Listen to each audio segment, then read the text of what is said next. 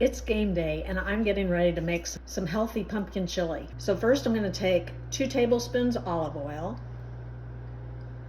put in my pan and let heat up. Then I'm going to put in an onion. This was only half an onion, so I'm going to add a little bit of onion powder to it.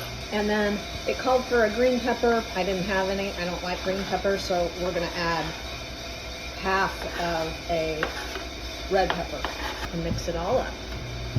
Now after that's cooked for a couple minutes, we're going to add in 3 cloves of finely chopped garlic. Now because we're vegan, we're going to add in some Beyond Beef. Ideally, you don't want it frozen. All right, now we're going to add in the Beyond Beef. And actually, if you've never had this stuff, it's probably more processed than I like, but you can't tell the difference ground beef or ground turkey. So we're just going to break that up. Looks like it's still a little bit frozen in the middle, so we're going to have to let that cook a little bit.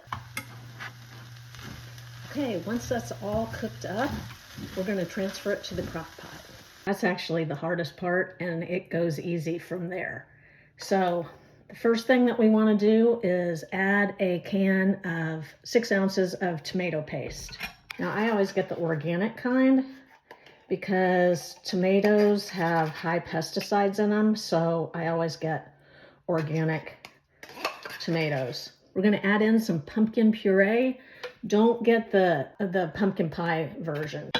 All it needs to have in it is pumpkin. Put a whole can of that in. And then we're going to put in a can of diced tomatoes. Again, they're going to be organic. I don't drain them first. And then a can of dark red kidney beans and a can of black beans. And I've already mixed them together and drained them to get all that nasty stuff off. When you open the can and it's kind of like slimy water. And then we're going to add in some low sodium vegetable broth. I'm going to add in the whole thing. Then we're going to put in 3 tablespoons of chili powder, about 2 teaspoons of cumin, a couple teaspoons of pumpkin pie spice. I've got smoked paprika here, and we're gonna add in about a teaspoon of that, maybe a little more.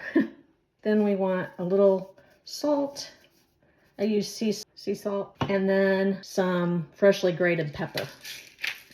Now we're gonna swirl it all up. We're gonna set it on high for maybe an hour and then turn it down to low. I always add a little bit of Creole seasoning to it. Look how good this is looking.